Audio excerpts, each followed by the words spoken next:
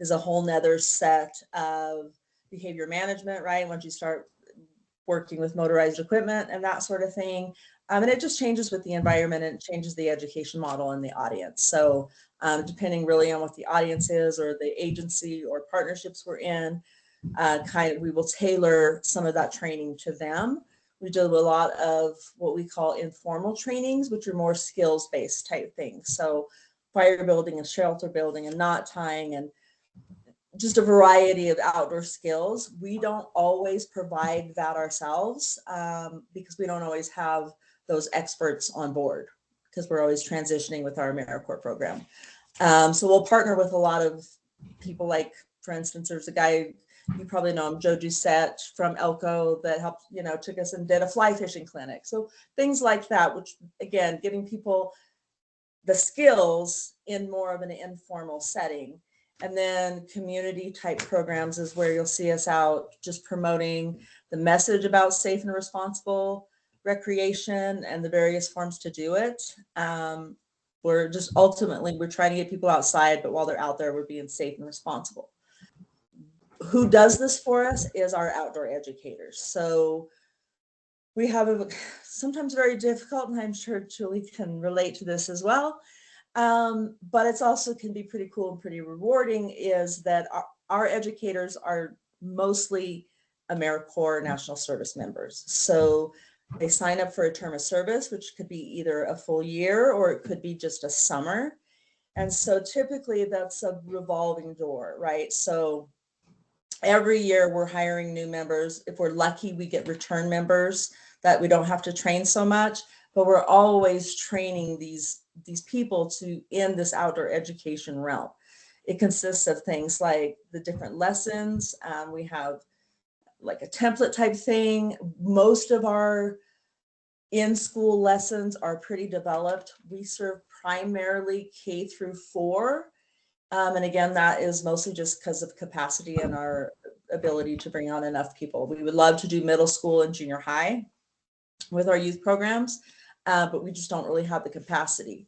Where we hit those junior high and high school age kids is with the OHV safety and like the leave no trace and tread lightly. So more of those formal education type things. So what we've been looking at now that we've all been exploring this, we're like, yes, we do these things, but ours is a little loose. Like we don't have a great manual put together, right? So what this is really encouraging us to do, which is great, is really kind of formalize our training and put it together and be able to do some potentially, hopefully hands-on training, right? Because we're outside and we're trying to get people outside, and that would be ideal to be able to set up some outdoor trainings, but we can also do a lot of video type things and just multiple choice and that sort of stuff. So we have a lot of methods in place. There's different behavior management with each type thing. There's different risk management. So we work a lot with that too. Like next week, our staff will be doing a full week of summer camp training for literally 6 weeks worth of summer camp. So it's very intensive because a lot of things can go wrong, especially when you're out in, frontier or wilderness areas, which is where we are. We're not in urban areas, and typically we're away from emergency care. So we have to be really diligent on those sort of things. So that's kind of where we specialize, is the risk management and the behavior management realm of it, right? Because we do have formal educators on staff, but that's not really where our jam is. Our jam is that more informal education, but really just teaching people how to, because we can do this with our teachers and do it all the time.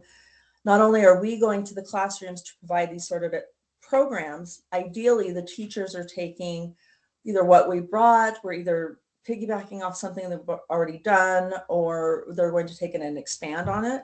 If we can reach multiple, English language arts, science, all at the same time, those are always really attractive to teachers too, because they can handle a lot of standards and have a little bit more flexibility with it. But ultimately what we want is for sustainability and for outdoor education to grow is to be able to do trainings and curriculum development in partnership with the formal educators in our state. So not only just doing this informal education, but really trying to formalize it and just kind of bring in our expertise. Now, our expertise isn't right the Canvas system. We're going to need some help with actually putting it out there to be available to teachers. But this has been it's been a good opportunity for us to really take a critical look at what we are doing, what's important, what should be required all of the time, and what can have a lot of flexibility. So yeah, that's just, we do education in a number of ways. It depends on the environment, it depends on the audience, it depends on the age. But that is the great thing about being a nonprofit, is that we can be really, really flexible, and we can change and adapt very easily, usually. Thank you so much, Melanie, for giving us some insight into maybe how we can integrate some of the things we're doing, and like you said, help you formalize on your end to make it more official. Does anybody have questions for Melanie? I know we've been kind of talking about this over the course of last year through the previous group too, but any questions? Okay, Julie. Thank you, Melanie, and thanks, Denise. So Denise reached out to us to briefly give a little background on, which I'm going to give a little bit of personal background just because I'm not from Nevada, and what NDOW's connection is to outdoor education and what we bring to the table as professionals in the informal outdoor ed side of things. So my professional background actually started in high school. I worked at my county's conservation district as an environmental education camp counselor, and I did that through college. I went to college, got a degree in conservation, and then I did internship seasonal work, basically coast to coast, from Maine to Colorado, working in interpretation and environmental education roles, state parks, national parks, Forest Service. I worked at an international conservation organization, and I worked at the National Audubon Society before I came here, which was about 10 years ago. So I've been pretty active in state and regional professional organizations, such as the National Association for Interpretation, or NAI, the North American Association for Environmental Education, NAAE, and the Wildlife Society, or TWS. So at NDOW, I manage our wildlife education programming specifically, which focuses on educating the public about Nevada's wildlife and how our department manages them. And we offer public programming such as bird walks, nature walks, kayak tours, etc. And then we do have a suite of K through 12 classroom programs, with 2 that have been recognized by the Association of Conservation Information, or ACI, which was Nevada Knockout, which is a distance learning program, and our 4th grade state symbols program called Know Your Nevada, which is quite popular. All of our classroom programs are aligned to state academic standards and focus on the species that we manage. In addition, our wildlife education programming, NDOW also runs more skills-based programs. We have hunter education, we have angler education, which is where Trout in the Classroom is for our K through 12 program. We also have archery education, which is where the National Archery in the Schools program, or NASP, lives. And that's a K through 12 program. We train teachers to become archery instructors as a part of that program. And then we also have boating education.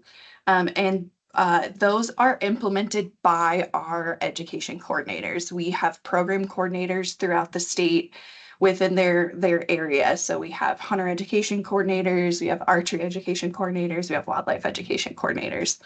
And we have 1 in each region, which we have 3 regions. And then we also have AmeriCorps as well. We are very lucky to still have AmeriCorps. And then we also rely a lot on instructor volunteers. And we do typically target retired teachers for those positions. And they do almost all of our hunter education is done by instructor volunteers. And so we have really robust training for all of our volunteer instructors. They're different per program, but our coordinators put a lot of effort into those training manuals because whether it's an AmeriCorps or a volunteer or one of our coordinators, there's no difference to the public. That is still someone representing our agency. That's still someone speaking on behalf of our agency and speaking with the authority of our resource, which is all wildlife. So it's really important that we have these people really well trained. So in addition to those programs, I am also the state coordinator for a program called Project Wild. It's administered by the Association of Fish and Wildlife Agencies, or AFWA, which is a collective of all of the departments in North America that manage wildlife. And it's a support, resource sharing, governing body for all of our departments.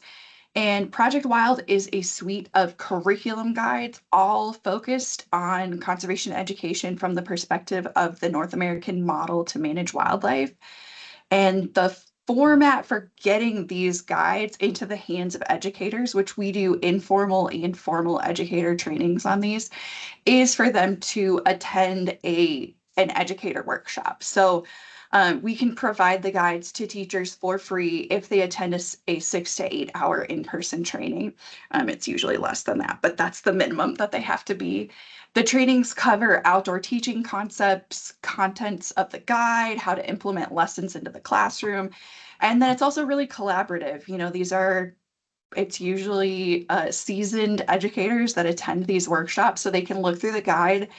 And there's a lot of open discussion on like how they would use this, how they would modify certain lessons, because it's really just a tool. It's not like a step-by-step process. It's like, here's these lessons, here's these tools that you can use. But the suite of guides, there are several, so it's not just one. There is the Growing Up Wild Guide, which is early education, so 3 to 6 year old.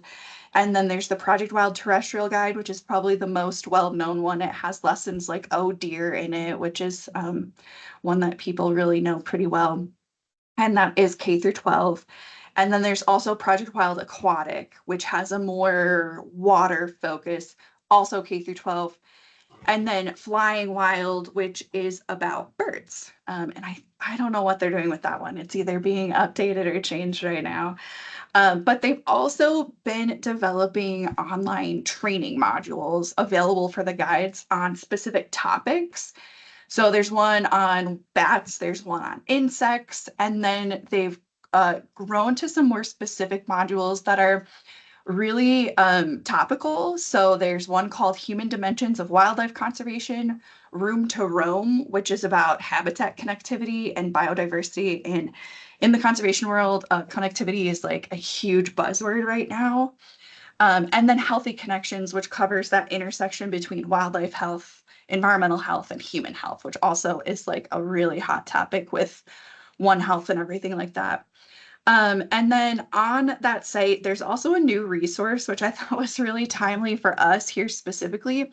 It's called Wild School Sites, Improving Habitat on School Grounds, and it's completely free to download on their site right now.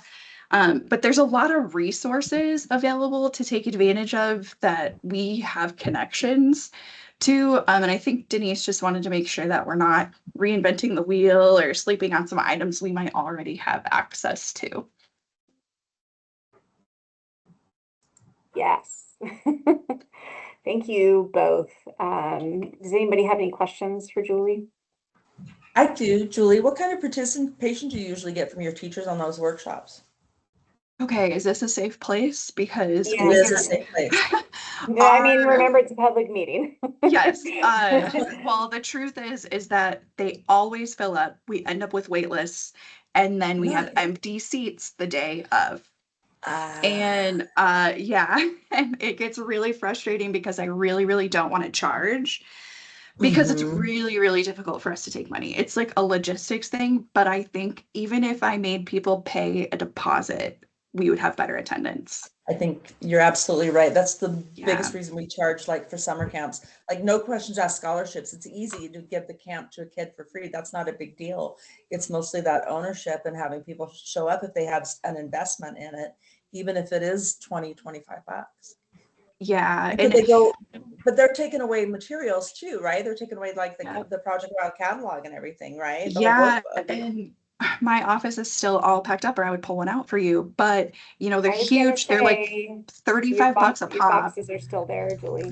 Yeah, well, I had to order end of fiscal, I had to order more stuff, so I've got boxes on boxes now. But the books Yeah. run about 33 bucks a piece. They're not cheap, and I don't want to charge for it. We have a funding source for it. I want to be able to provide it for free.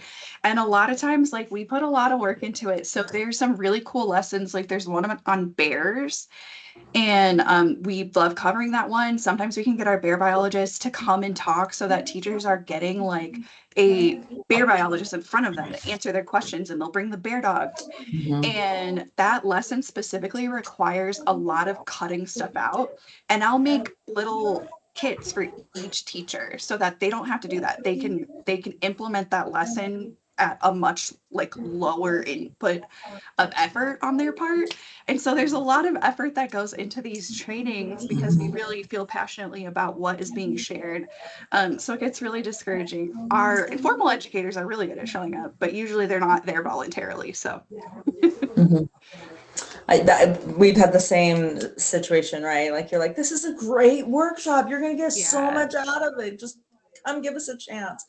But I wonder because you're right. Project Wild is a excellent resource, and like literally, you could give that to a teacher, really any age group, and they could implement things pretty quickly without much supplies and without a lot of education or training. Honestly, I'm glad you brought that up. It's a great workbook. Yeah. Yeah, and I feel like Project Wild, the national folks are doing better at kind of dividing up. Like they've been making these modules. There's one that's Yeah. like specifically about climate change and affecting wildlife, and it's for sixth through eighth. There's no new lessons in there. They were just pulled out of the guide and put together. And I think that's kind of the future of it too, which will make trainings better too, because when the book's this thick, it's pretty overwhelming for a teacher. Thanks, guys. Anybody have questions, other questions? Okay. Moving on, next item up is for possible action. Teacher of the Year Award updates. Julie, you want to talk about that? Yeah, so we have 24 nominations, you guys. Like, it's pretty awesome. Yeah. Technically 25, but I know I was a test, so um it's still open until July 1, so we could get more. I will say I've looked through some of them, and there's at least one that didn't submit a teaching license.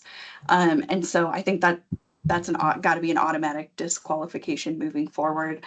But we have to choose our judging panel. So we need two council members that aren't on the awards committee, an Endor representative, a DOE representative, one formal educator, and two outdoor education providers. Yeah, I think I'll ask my team. It'll probably either be Yasmina, who's our GIS analyst, or Chelsea that serves for Endor, unless Elizabeth, who's the deputy administrator, is available. So you have that, and then thoughts around who else should be on the committee? Suggestions? Who are you guys hoping to have on there that we could reach out to? Do you want us to reach out to like some land managers from US Forest Service or BLM? We certainly have a lot of potential staff here at Department of Conservation Natural Resources from either state parks or Division of Forestry, water resources, environmental protection, some of our programs, the Heritage. I'll ask Heritage if they'd be interested because the Division of Heritage actually has a kids education program for learning about pollinators and different bird and pollinator species. So I'll see if they're interested. If you guys have a recommendation, I'm happy to reach out to, I've got a list. So if there's somebody specific that you'd like to see on there, do you want somebody from the Lieutenant Governor's office? Like Garrett on there, or I could ask somebody from the Nevada Outdoor Recreation Advisory Board. Yeah, I think that might be a good way to find one of our outdoor education providers potentially there. But I was wondering if Andrew or Chip wanted to reach out for a DOE representative and a formal teacher. Yeah, I could definitely get a recommendation for somebody from from the Department of Ed. That's not a problem. Yep. Yeah, Okay, I can reach out to our communications department and see if they want to put something out for all teachers. But I am concerned that if we do that, that you're going to get the same kind of thing that you have now. So I can reach out to just a couple different teachers that I know that are already doing some outdoor stuff, and that might be a better way of going about it. Yeah, do you want to make sure that they're not nominated first? Absolutely. Okay. Julie, how many people did we want on the committee? Was it 3 or 4 or It's 5? 7. Okay, so 7. Yeah, 7. 2 council members that aren't on the award committee, 1 Endor representative, one DOE representative, 1 formal educator, and 2 outdoor education providers. Okay.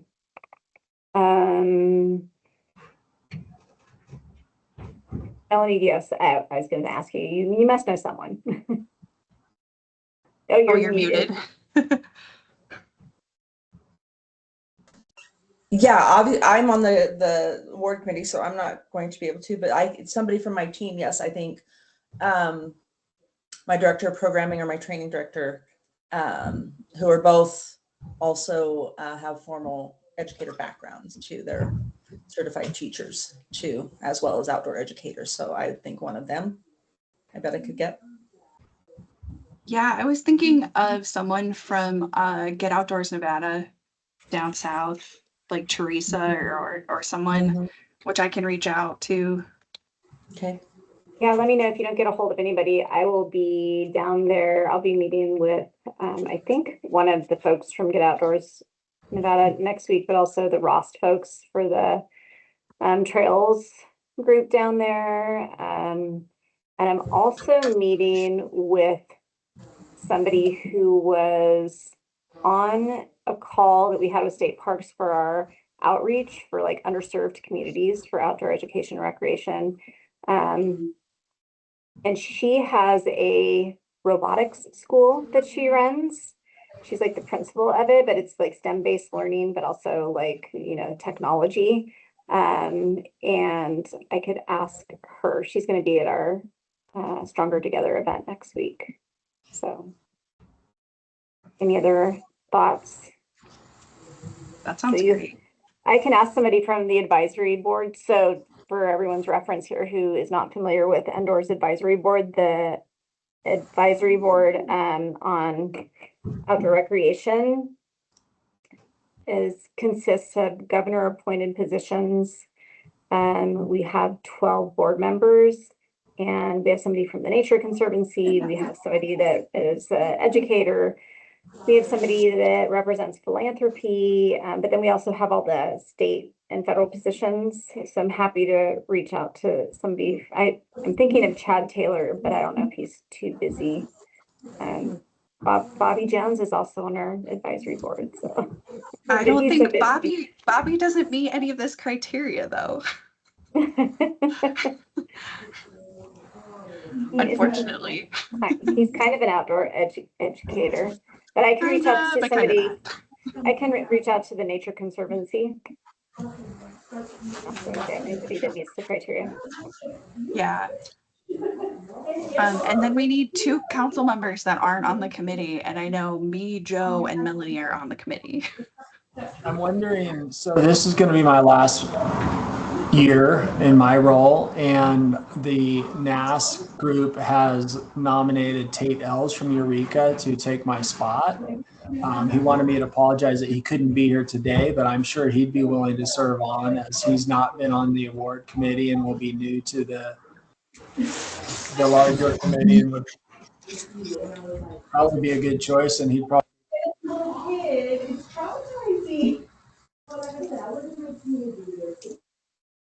Okay, yeah. We'll volunteer then. Okay, any other thoughts? If you guys want to email anybody that you think would be good, I think that, we can kind of maybe move on to the next item if, if you don't have an idea of who else you'd want to serve, but maybe can think about it and let us know. And then Julie, would you just send out the criteria, like just a little snippet, email everybody and say, we're looking for people to fill these spots. Yeah, and I will say usually like it's when I email people who've been nominated to be judges, I don't make it an option. I say you've been selected to be on this judging panel and I make it sound like an honor and no one's ever declined. Because it is an honor. I'm not lying about that. Okay. David said he's happy to support as well. So David could be on our, Yeah, actually that would be Selection. cool. Is he technically a council member? no, he doesn't Or have to be. outdoor ed. Yeah, outdoor ed. Mhm. Yeah, yeah. Okay, David, thank you. We'll take you up on your offer. Okay, then I'm not gonna reach out to Teresa and Melanie. You reach out to your folks. Thank you. Yeah, that's awesome.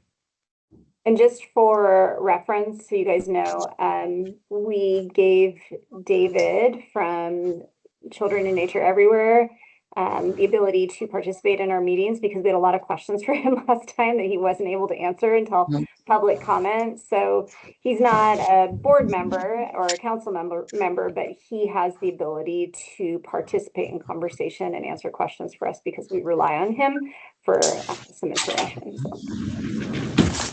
So. Okay. Julie will send that out and you can already say what spots are filled and then what we're still looking for. Yes. And then the voting for that is going to happen when? Like when does that committee get together? Because it's open till July 1st. When are you wanting to wrap that up by? When do you guys want to have the teacher selected by? ASAP anytime after that. So like I can send all the nominations out to everyone with the judging forms that week. So give everybody maybe 2 weeks. Yeah. I would say maybe like the 15th or so, Yeah. mid-month. Yeah. Let's see what the dates are because remember you have 4th of July. I have the holiday weekend in there. So Yeah, that gives everyone a week to procrastinate. exactly.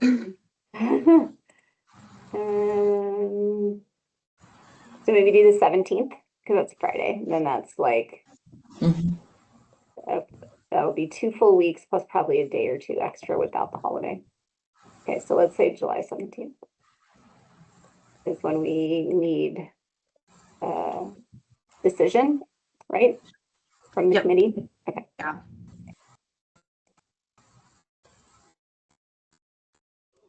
And Joe, Melanie, and we should get together to come up with the judging form before then. It should be pretty simple, but Yeah.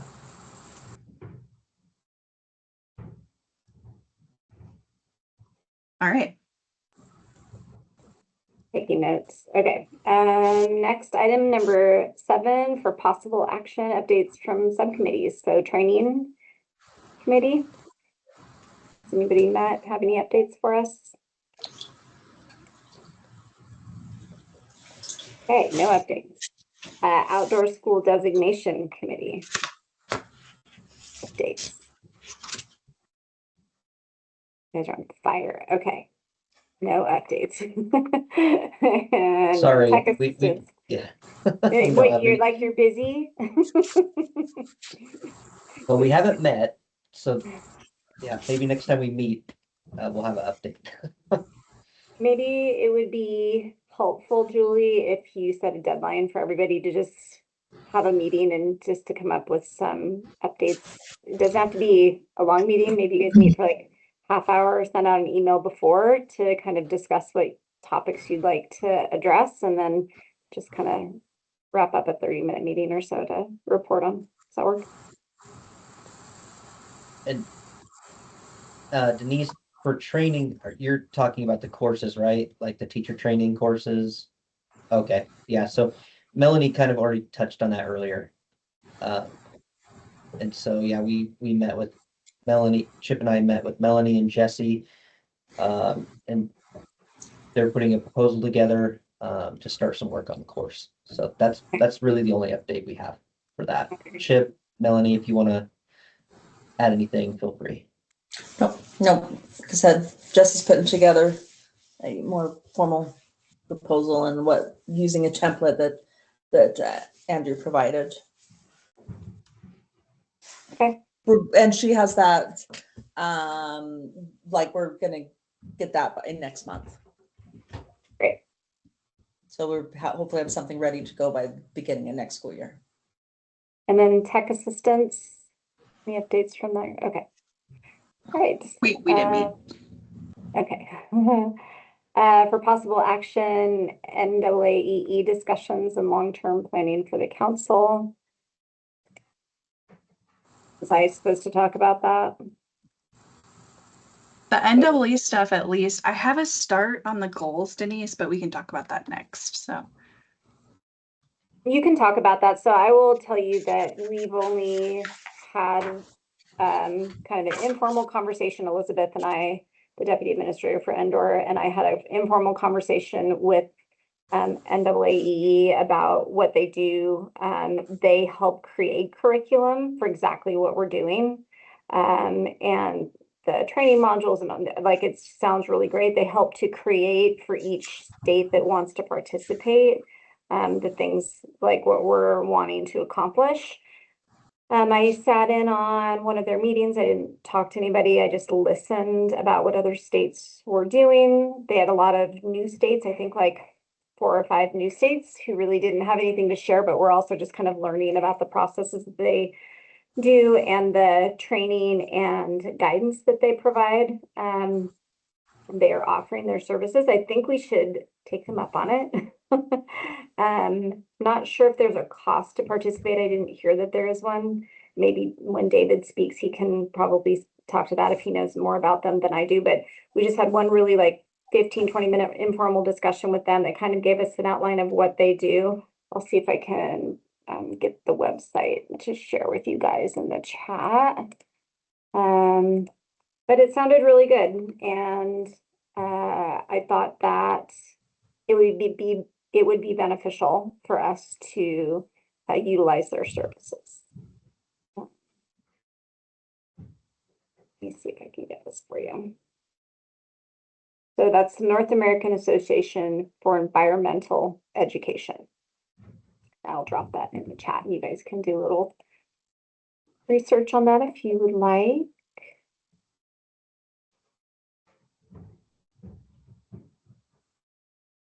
Yep, sorry I wasn't more prepared to talk about that. I've been gone for 6 of the last 8 weeks, and I feel like my email still hates me. So working on that. It does just explain that they try to build visible statewide support for outdoor learning in every school and community, lift up stories from parents, teachers, and students about what learning outside or why learning outside matters, and build a connected network of outdoor learning advocates who are ready to take action.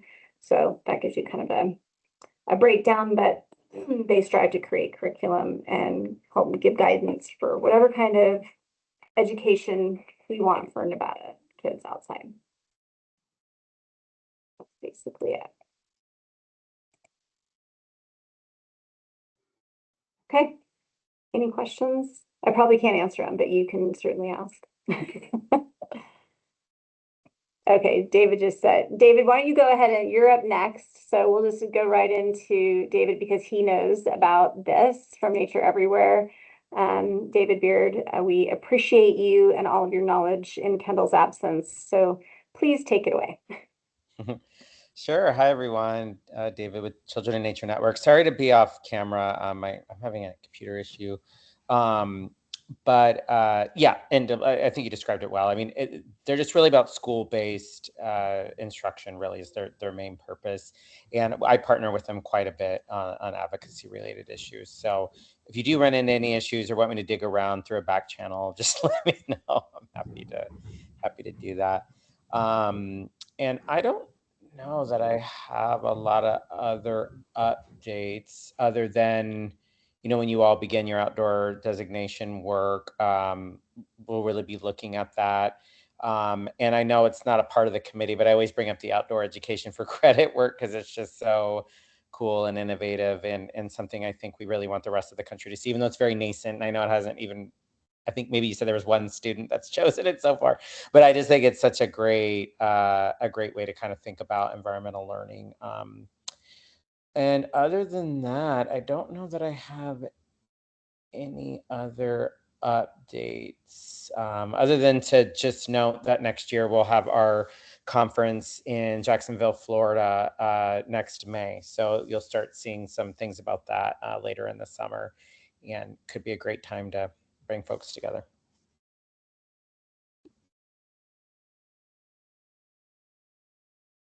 Oh, I think you're muted. You're muted, yeah.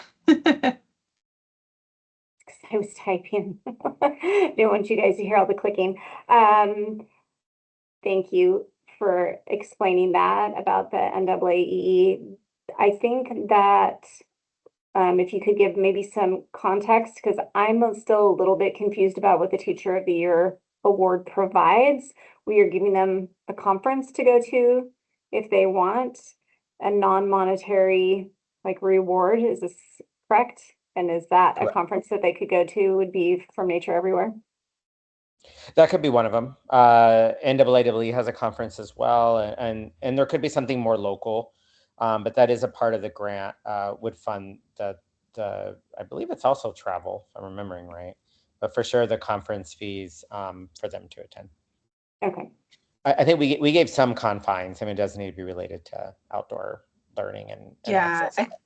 it was like outdoor learning, and then I think it was $2,000. So, however, conference fees plus travel.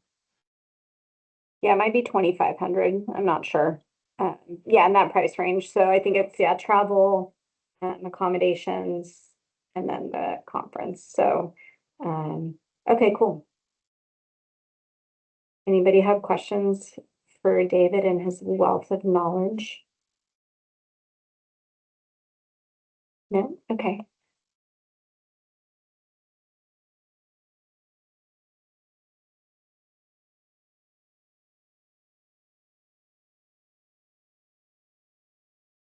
You're muted again, Denise. Sorry. I don't know why that keeps happening. Just as a reminder that this is a public meeting, I was supposed to be recording the whole time and I remembered about 10 minutes into it. So yeah.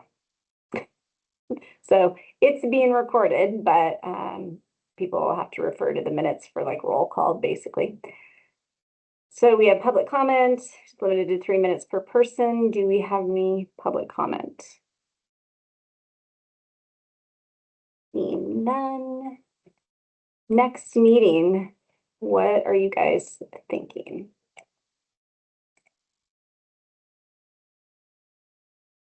Are you wanting to do another one at the end of June before the teacher is chosen, or do you want to wait until after the teacher is chosen and then we can convene to discuss what that looks like and then have a regular meeting? Do you think mid-July, after I guess end of July? Yeah, I'm kind of thinking afterwards. So then also subcommittees have time to meet, because I know a month is really difficult to squeeze something in like that. Okay. I can send a doodle poll out and then hopefully we'll have more members confirmed by then. Anyone have any challenges with sometime the last week of July before school starts? Is that too close to school starting? Is that going to be a problem? Chip says maybe. I would not be able to meet July 30th, 31st, or the 28th. So Monday, the 27th or Wednesday, the 29th. I have more availability. Mondays are terrible. So Wednesday, the 29th is, since we're all on the line, can everybody see their calendars? Does Wednesday, the 29th work at like, It has to be the afternoon. yeah, I was gonna say like 2. So if we do 2 to, I feel like an hour should be long enough to wrap these meetings up. Are you guys cool with that? I mean, we can always go longer if we need to, but I know that everyone here is so busy. And maybe when the group gets bigger, we'll need a little more time, or I can do it for an hour and a half at 2 Maybe o'clock. set it for an hour and a half, but the goal is an hour. That's our challenge.